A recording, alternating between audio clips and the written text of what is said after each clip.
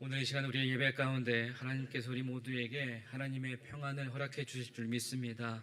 그 평안 안에서 하나님의 말씀 속에서 또한 감사의 지혜를 또한 귀하게 깨닫고 돌아가는 이 시간 되기를 주님의 이름으로 간절히 축복합니다. 예전에 신문 기사를 통해서 감동적인 기사를 본 적이 있습니다. 이제 미국에서 일어난 이야기인데 한 50세 된 어느 남자 성도가 있었는데요. 이제 재혼을 해가지고 아내하고 이제 신혼여행을 떠났습니다. 이제 신혼여행을 떠났는데 그곳에 이제 백화점이 있었어요.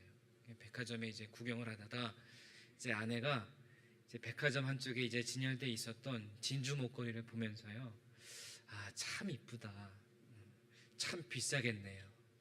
그래도 누군가 비싸도 사니까 이렇게 진열이 되어 있겠죠라고 하면서 이제 감탄하는 것을 이제 그 남편이 옆에서 지켜본 거예요. 그리고 결혼 생활 10년이 지났습니다. 10년이 지났는데 근데 아내가요 불치병에 걸렸어요. 그래서 6개월밖에 살지 못한다 진단을 받은 겁니다. 결혼 10주년을 맞이해서 이제 본인들 결혼식을 주례해준 목사님을 초청해서 이제 예배를 드리는 거예요. 예배를 드리면서 남편이 아내에게 잠깐 눈을 감아보라고 그러면서 아내에게 준비한 선물을 주는 겁니다.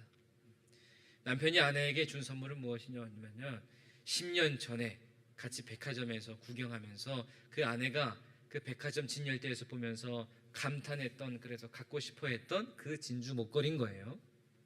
그 아내는 그 선물을 보면서 깜짝 놀라면서 아니 어떻게 이렇게 비싼 걸 어떻게 살 수 있었느냐 이렇게 물었더니 남편이 그때부터 10년 동안 정말 악착같이 돈을 모으면서 자기가 좋아하는 술도 끊고 그 자기가 좋아하는 햄버거도 끊고 이런 거 다 끊으면서 악착같이 10년 동안 돈을 모았다는 거예요. 아내가 눈물을 흘리면서 감동을 받아서 눈물을 흘리면서 아니 어떻게 그렇게 할 수 있었냐 이렇게 물었더니 남편이 당신을 사랑하니까 할 수 있었죠 이렇게 대답했대요. 이렇게 한 남자의 아낌없는 사랑을 받은 이 아내는 기쁨과 평안 가운데 눈을 감았대요. 여러분 어떻게 보면 되게 아름다운 이야기죠. 굉장히 감동적인 이야기죠. 근데 저는 이 이야기에서요 다른 게 아니라 딱 이 한 부분에 주목하고 싶은데 뭐냐면 기쁨과 평안 가운데 눈을 감았다라는 거예요. 이 아내분이 지금 어떠한 상황입니까? 불치병에 걸려서 6개월밖에 못 산다 진단을 받았어요. 만약에 이러한 상황이 우리에게 찾아오면은요, 우리 어떻게 했습니까? 기쁩니까? 평안합니까? 아니에요. 우리 할렐루야 찬양대가 찬양했지만 그러나 그 평안이 우리에게 없습니다. 그러한 상황이 찾아오면. 그러나 그 상황 속에서 그 사랑을 받은 그 아내는 기쁨과 평안 가운데 눈을 감을 수 있었다라는 겁니다. 여러분 사랑하는 사람들은요, 자기가 사랑하는 사람에게요 무엇이든 주고 싶어 합니다. 무엇이든. 부모는 자식에게 가장 좋은 것을 주고 싶어 합니다. 부부끼리도요 서로 사랑하기 때문에 서로에게 가장 좋은 것을 주고 싶어 합니다. 그리고 하나님 아버지께서도요 하나님께서 사랑하시는 그의 사랑하는 자녀에게 무엇인가 가장 좋은 것을 주고 싶어 하신다라는 거예요. 여러분 우리 모두 하나님께서 여러분 모두 각자에게 주시는 귀하고 복된 사랑의 선물을 날마다 받아서 기쁨과 평안 가운데 살아갈 수 있는 주의 자녀들이 되시기를 주님의 이름으로 간절히 축복합니다. 1897년에 존슨 오트먼이라는 분이 세상 모든 풍파 너를 흔들어 라는 찬송가의 가사를 썼습니다. 아마 다들 이 찬송 아실 거예요. 이 찬송의 가사가 이렇습니다. 세상 모든 풍파 너를 흔들어 약한 마음 낙심하게 될 때에 내려주신 주의 복을 세어라. 주의 크신 복을 내가 알리라.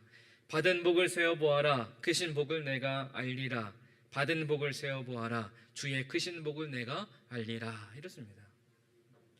여러분 이 찬양의 가사를 묵상해 보면은요, 이 찬양의 가사에서요 우리가 평안한 밤, 편안한 밤을 보내고 아침 햇살이 환하게 밝아올 때에, 그럴 때에만 복을 세어보아라 이렇게 얘기하지 않습니다. 세상 모든 풍파가 우리를 흔들어 낙심하게 될 때, 그래서 더 나아가 심지어 모든 것을 잃었을 때에도 우리가 받은 축복을 떠올려 보아라, 세어 보아라 이렇게 얘기하는 거예요. 여러분 우리가 꼭 기억해야 될 것은 뭐냐면 우리의 삶에 잃는 것이 있을 때, 정말 실제로 우리의 마음이 낙심하게 될 때에 이런 찬양의 가사를 쓸 수 있는, 그리고 이러한 찬양의 가사를 직접 내 입을 통해서 부를 수 있는 믿음의 토대가 필요하다라는 거예요. 예를 들면, 자, 여러분, 나의 건강에 문제가 생겨서 중병에 걸렸습니다. 그럴 때에도 그 고통에 관한 건강한 믿음이 필요하다라는 거예요. 건강한 믿음.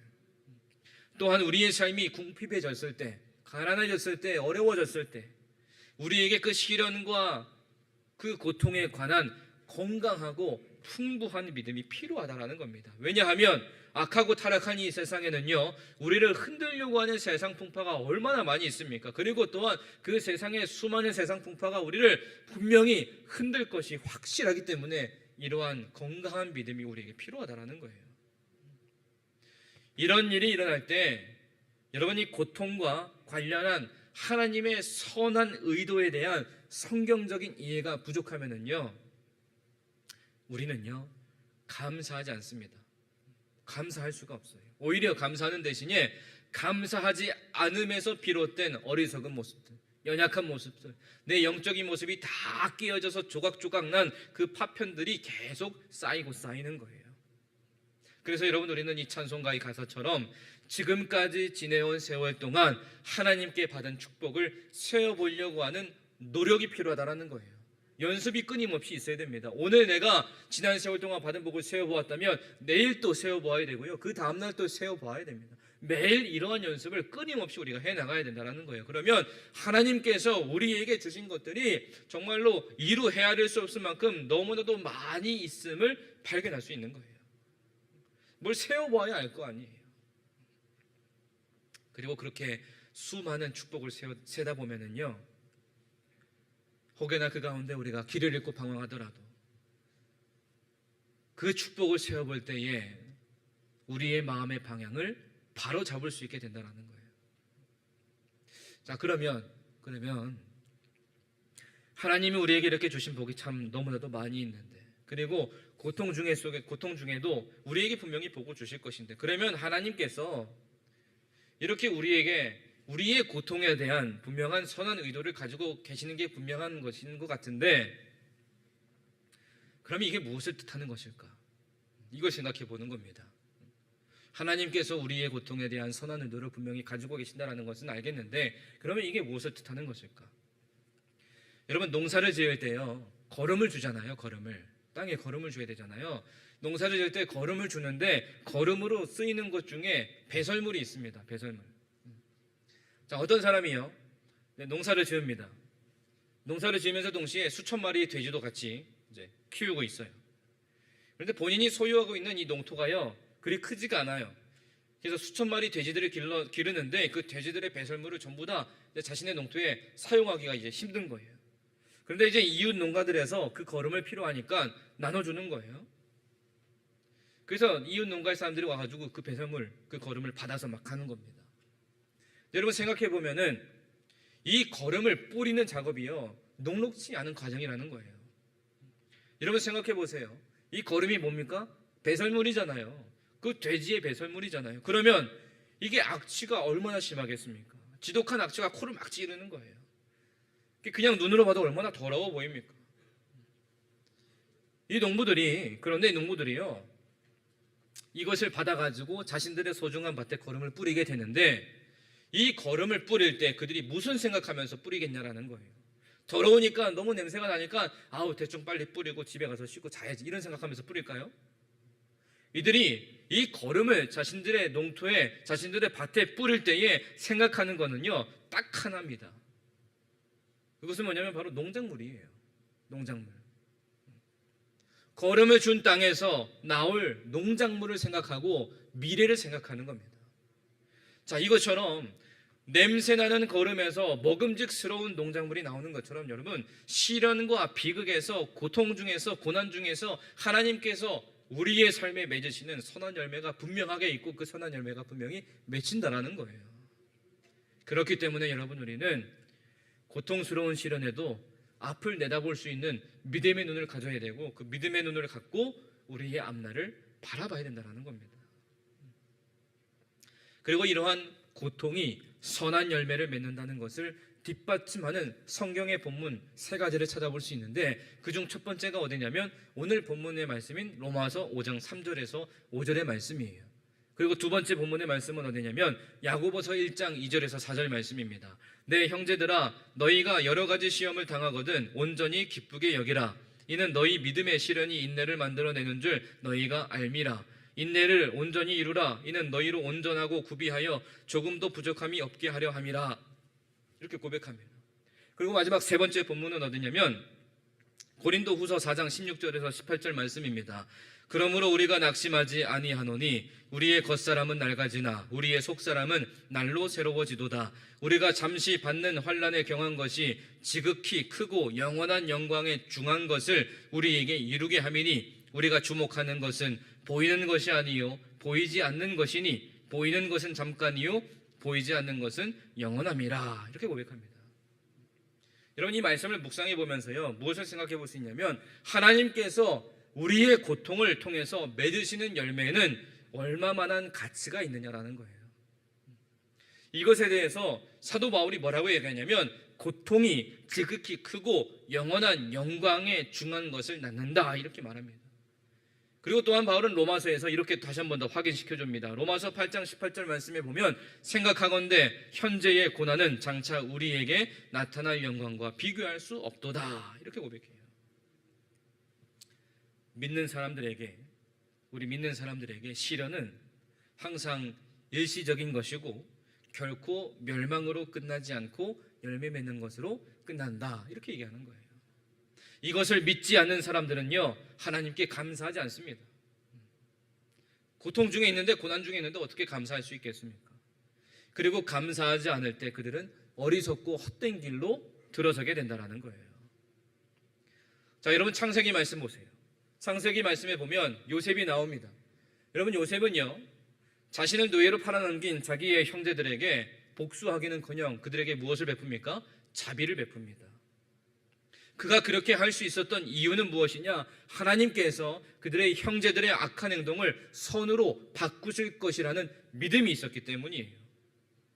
그 믿음이 있었기 때문에 그러한 상황 속에서도 불평하지 않고 불만하지 않고 믿음의 눈을 가지고 하나님께 감사하며 그들에게 선한 것을 베푸는 그러한 믿음의 백성이 될 수 있는 거예요. 송명희 시인이라는 분이 있습니다. 아마 다 들어보셨을 거예요. 이 송명희 시인은 태어날 때부터요, 중증 내성마비 환자였어요. 의사의 부주의로 아기의 뇌를 집게로 잘못 건드려서 소뇌를 다치셨대요. 태어난 아기는 울지도 못하고 몸을 가누지도 못했습니다. 여물지 못한 계란처럼 아기 머리는 만지는 대로 푹푹 들어가 만질 수도 없는 그런 상태였대요. 또 그녀의 집안은 너무나도 가난해서 뇌성마비로 태어난 아기에게 아무것도 해줄 수가 없는 그러한 형편이었습니다. 아버지는 약한 몸과 술과 담배와 과로로 병이 들었고 어머니도 몸이 약해서 아기에게 젖도 먹이지 못하고 우유도 사 먹이지 못하는 그러한 형편인 거예요. 쌀가루를 그냥 끓인 물만 아기에게 억지로 떠먹이는 그러한 형편이었습니다. 송명희 시인은 어린 시절의 고통을 이렇게 고백합니다. 나는 7살까지도 누워만 있다가 업으면 머리가 등 뒤로 꼬꾸라져 허리가 빠지고 목이 꺾일 듯한 고통을 느꼈다. 어머니는 나를 업고 은사 집회에 가서 안수 기도를 수없이 받기도 했고 침 맞는 곳에 가서 머리와 팔, 다리에 침을 꽂기도 해서 난 자지러지게 울기도 했다. 그때의 고통을 지금까지도 기억해낼 수 있음은 지독한 고통이 너무나도 컸기 때문이다, 이렇게 고백해요. 10살이 넘어가면서 하나님과 어머니를 원망하기 시작했습니다. 그러다 어느 날 불쑥 어머니에게 이렇게 대들었대요. 왜 엄마는 아기를 자연유산도 잘 하시면서 왜 이렇게 나를 이렇게 낳았냐? 그냥 나도 그렇게 유산해버리지 왜 이렇게 낳았냐? 이렇게 대들었대요. 이 송명희 시인은 자기를 사랑하면서도 때로는 욕설을 퍼붓는 아버지가 원망스러웠고 또 그런 집이 싫었고 또 나아가서 그런 세상이 정말 싫었다라고 고백했습니다. 그리고 16살 되던 해에 정말 극심한 절망에 빠지는데 그때 하나님을 만났대요. 하나님을 만나는 과정이 너무나도 길어서 이렇게 간략하게 제가 말씀드리는 거예요. 하나님을 만났대요. 하늘의 빛을 받게 되고 예수님의 생명을 몸에 담게 되었답니다. 약하고 보잘것없던 뇌성마비의 그 깨어진 질그릇, 그 질그릇이 하나님의 집에서 가장 귀하게 쓰여지는 고귀한 그릇으로 바뀌는 그 역사의 은혜를 맛보게 되었다는 거예요. 이후에 송명희 시인은 주님과 친밀한 교제의 삶을 살면서도 동시에 번뇌와 좌절에 빠지기도 하고 하나님에 대한 불만을 가지기도 했어요. 그래서 어느 날 살고 있던 곳에서 다른 곳으로 이사를 가게 되었습니다. 그 상황에 하나밖에 없었던 가장 친한 친구하고 이제 헤어지게 돼요. 이런 상황에 너무 또 불만이스러운 거예요. 하나밖에 없던 친구가 또 헤어지니까 나에게 이제 남는 게 아무것도 없구나, 나에게도 아무것도 없다라는 그 생각에 너무 슬퍼서 방바닥에 엎드려 울부짖으며 울기 시작했을 때 그때 주님께서 그에게 시를 불러주셨대요. 그 시가 이렇습니다. 나 가진 재물 없으나, 나 남이 가진 지식 없으나, 나 남에게 있는 건강이 있지 않으나, 나 남이 없는 것 있으니, 나 남이 못 본 것을 보았고, 나 남이 듣지 못한 음성 들었고, 나 남이 받지 못한 사랑 받았고, 나 남이 모르는 것 깨달았네. 공평하신 하나님이 나 남이 가진 건 나 없지만 공평하신 하나님이 나 남이 없는 것 갖게 하셨네. 이 시예요. 여러분, 이 시가 우리가 잘 알고 있는 이 송명희 시인이 지으신 나라는 복음송가입니다. 여러분, 지혜로운 사람들은 하나님께서 하나님을 사랑하는 자를 위해서 모든 것이 합력하여 선을 이루게 하신다라는 것을 믿습니다. 이런 건강한 믿음의 영혼은 최악의 상황에서도 하나님께서 늘 모든 것을 통해 선을 이루실 것이라는 것을 알고 믿고, 그래서 하나님께 감사할 수 있는 거예요. 기근이 닥쳤을 때 하나님 거기서 끝내지 않으셨습니다. 하나님은 기근을 통해서 요셉의 가족들을 구원하셨습니다. 몸이 불편하고 너무 힘들고 고난 중에 살지만 그러나 그러한 불편한 몸을 통해서 하나님은 하나님의 영광을 드러내셨습니다. 하나님은 거기에서 멈추신 것이 아니라, 불편함에서 멈추신 것이 아니라, 기근에서 멈추신 것이 아니라 구원해 주셨고, 그 구원함을 통해서 하나님의 영광을 세상 가운데 나타내셨습니다. 여러분, 우리는요, 이러한 고난이 사람을 단단하게 만든다라는 것을 잘 알고 있습니다. 그리고 성숙함과 확신을 가지고 세상을 마주하기 위해서는요, 우리가 이러한 단단함이 우리에게 필요하다라는 것 또한 잘 알고 있습니다. 그래서 힘들고 어렵고 낙심할 만한 추악한 그러한 상황 속에서 우리가 감사하면서 살기 위해서는 무한히 지혜로우신 하나님에 대한 그 확신이 있어야 돼요. 그래서 여러분, 감사하는 사람은 언제나 정말로 단단한 믿음 안에서 굳건한 믿음을 바탕으로 나쁜 소식에도 안 좋은 상황에도 잘 대처할 수 있는 겁니다. 그 믿음으로 단단해지기 때문에 어떤 상황이 와도 대처할 수 있는 거예요. 그 믿음이 있기 때문에, 하나님을 향한 확신이 있기 때문에 대처할 수 있는 거예요. 여러분, 한번 생각해 보세요.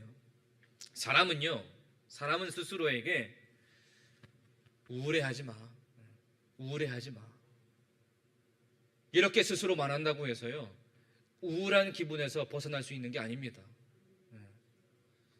내 스스로가요, 우울해하지 않기로 결정할 수 없는 거예요. 그러나 여러분, 우리가요, 감사하기로 결정할 수는 있어요. 그리고 이렇게 감사하기로 결정하고 감사하기로 사는 그 삶의 모습은 이러한 우울한 모습들을 약화시키는 큰 역할을 합니다. 두려움도 약화시키고요, 분노도 약화시킵니다. 우리는 선택과 결정을 할 수 있어요. 무엇을 위해서? 감사를 위해서.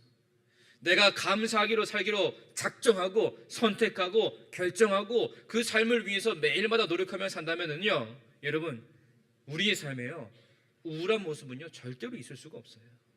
내가 감사하기로 결정했다, 그렇게 선택했다, 그 삶을 살아가면은요, 내 삶에 어려움이 찾아와요, 대처할 수 있는 건강한 믿음이 있다는 거예요. 감사한다라는 것은 하나님을 향한 확신이 있다는 거거든요. 여러분, 하나님께서요, 우리에게 하시는 명령은 무엇이냐면 항상 모든 것에 대해서 하나님께 감사하라, 이것을 우리에게 명령하세요. 이걸 꼭 기억해야 됩니다.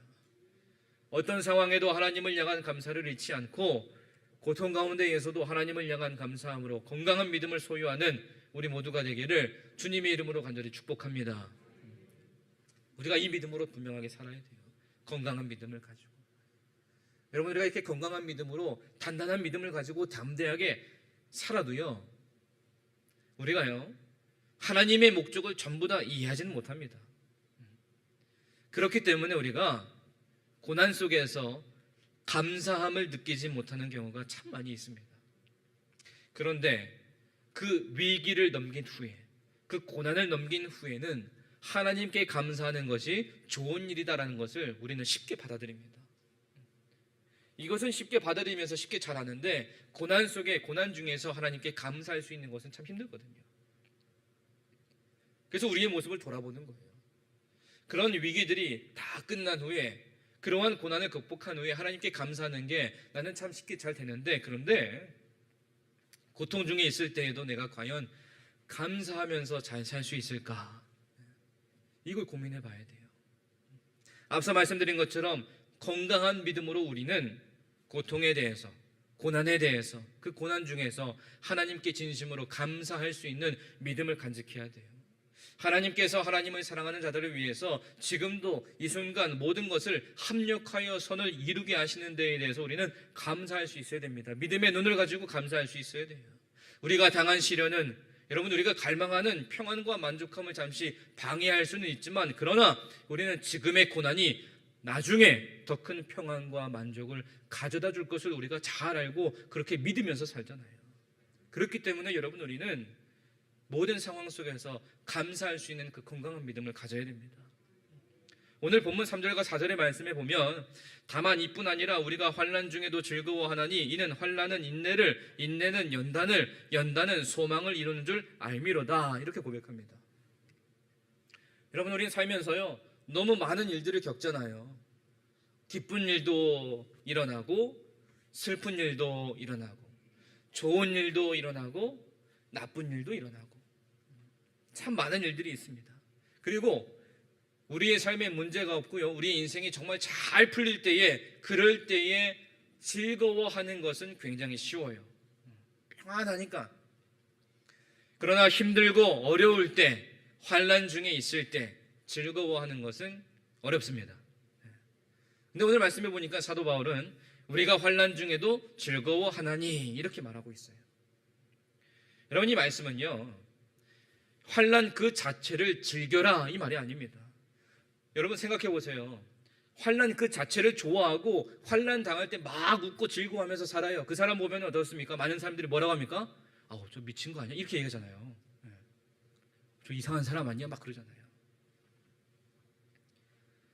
여러분, 환난 자체는요 괴롭고 힘든 겁니다. 환난 그 자체는요 즐거울 수가 없습니다. 그러나 환난을 통해서 얻는 것, 하나님께서 그 환난을 통해서 이루시는 것을 생각하면 하나님을 신뢰함으로 우리는 즐거워할 수 있다는 거예요. 여러분, 우리가 기억할 것은 무엇이냐? 환난은 우리에게 특별한 게 아닙니다. 환난은요 당연한 거예요. 예수님께서 제자들에게 말씀하셨습니다. 세상에서 환난을 당할 것이다. 사도 바울 또한 역시 마찬가지입니다. 믿는 자들에게 하나님의 나라에 들어가려면 많은 환난을 겪어야 한다 경고했습니다. 그래서 여러분, 환난은요 우리에게 특별한 게 아니에요. 자연스러운 거예요. 당연한 겁니다. 그리고 무엇보다 하나님께서는요 하나님의 선하신 뜻을 이루기 위해서 이러한 환난을 사용하신다는 거예요. 환난을 가지고 특별하게 우리를 훈련시키신다는 겁니다. 그래서 환난을 통해서 인내를 이루고, 그 인내는 연단을 이루고, 그리고 그 연단은 다시 소망을 이루게 하는 그 훈련 과정을 우리의 삶에 계속 펼쳐주신다는 거예요.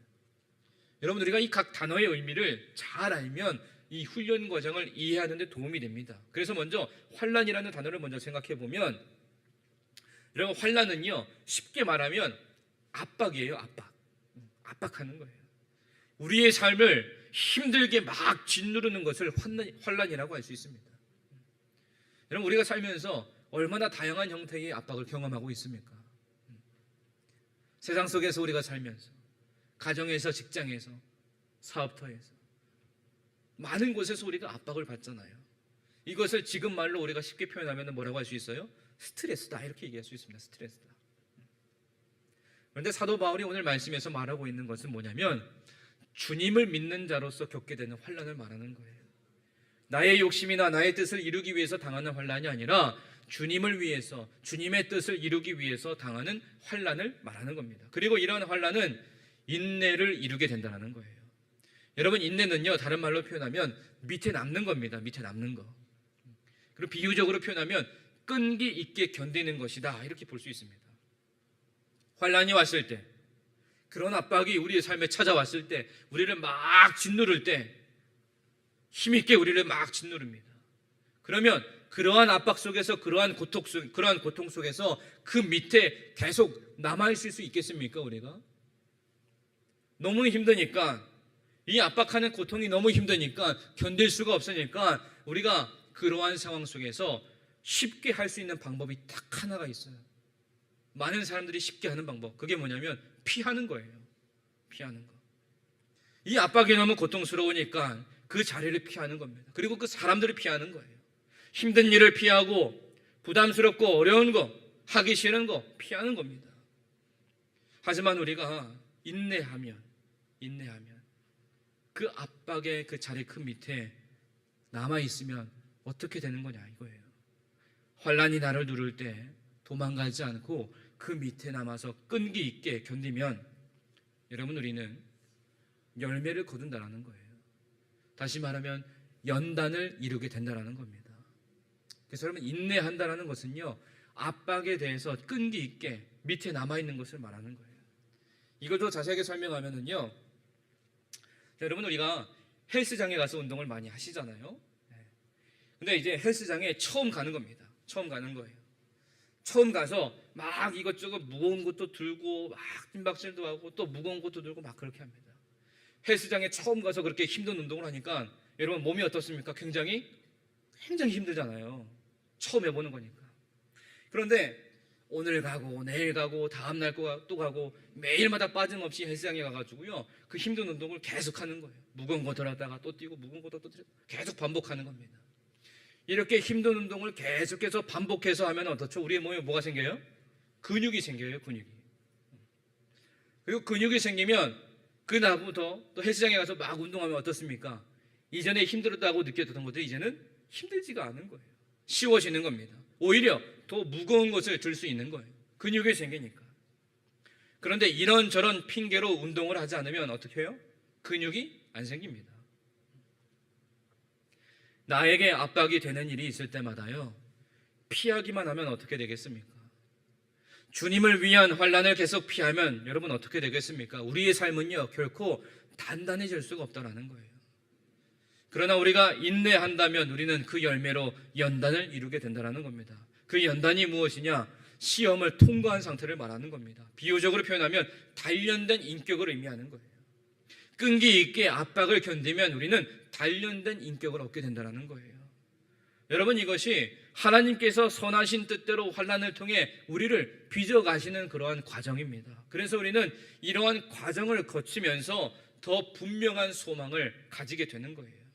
다시 말하면 소망으로 하나님을 바라보고 소망으로 삶을 살게 되는 거예요. 그리고 그 소망으로 하나님이 허락하시는 열매를 기대하면서 다른 사람들과 다른 인생을 살아가는 겁니다. 그래서 그 소망이 우리에게 무엇이 되느냐? 오늘을 살아가는 힘이 되고 환난을 이기는 위로가 되는 거예요. 그 소망이 우리의 오늘과 내일을 바꾸고 더 나아가서 우리 삶 전체를 바꾸는 겁니다. 여러분, 우리가 이렇게 살아야 돼요. 우리가 이러한 소망 가운데 살아야 됩니다. 우리가 하나님의 사람으로서 세상 가운데 살면서 하나님이 우리에게 말씀하셨잖아요. 이러한 훈련 과정을 거치면서 우리에게 분명한 소망을 주시고 그 소망을 통해서 우리를 승리케 하신다라고 약속해 주셨잖아요. 여러분, 우리가 이러한 건강한 믿음을 가지고 어떠한 상황 속에서도 하나님을 향한 감사를 잃지 않고 살아가야 됩니다. 혹시 여러분 중에 지금 어떤 환난이나 어떤 압박으로 어려움을 겪고 계시는 분이 있으십니까? 이 땅에서 우리의 삶이 환난으로 채워진다 하더라도 그러한 어려운 상황에서도요, 우리는 하나님의 영광을 바라볼 수 있어야 됩니다. 아니, 바라볼 수 있습니다. 왜냐하면 우리에게 뭐가 있다고요? 소망이 있기 때문이에요.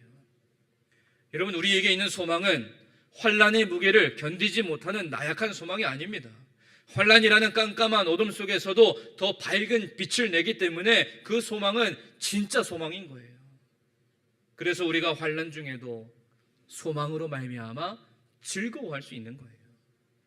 이 환란이 하나님의 영광을 더 분명히 볼 수 있도록 도와주기 때문에, 소망이 있기 때문에 오늘 사도 바울이 얘기하는 것처럼 환란 중에도 즐거워할 수 있는 감사의 믿음의 백성이 될 수 있다는 겁니다.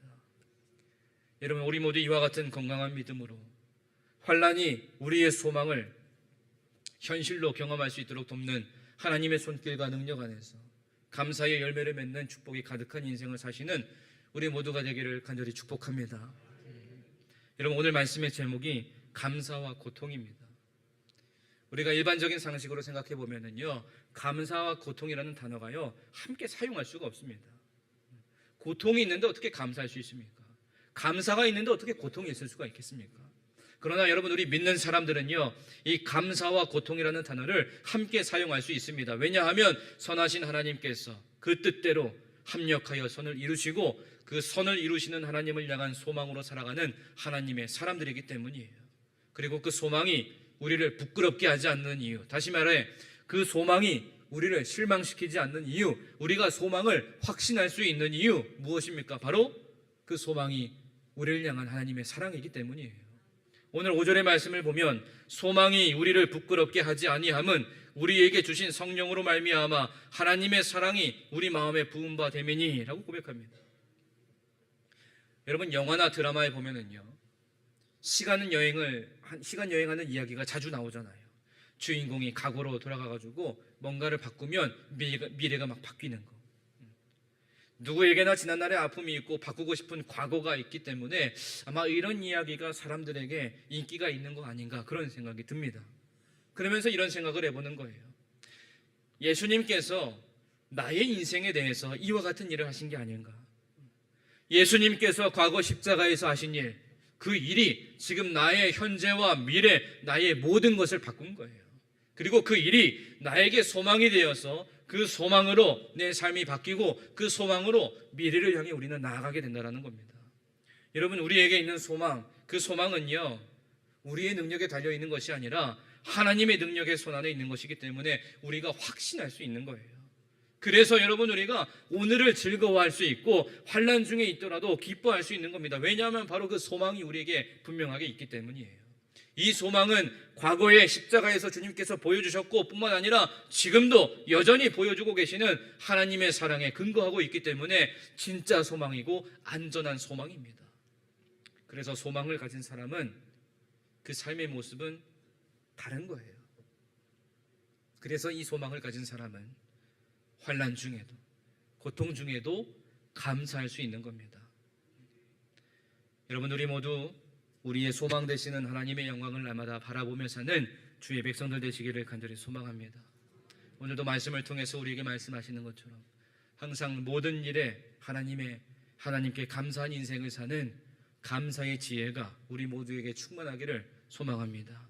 그래서 오직 주님께 소망을 두는 자로 사는 우리의 삶을 통해 기쁨과 평안이라는 열매를 맺으며 합력하여 선을 이루시는 하나님의 손길 아래 건강한 믿음의 영혼이 되어서 감사함으로 하나님의 일에 귀하게 쓰임받는 우리 모두가 되기를 주님의 이름으로 간절히 축원합니다.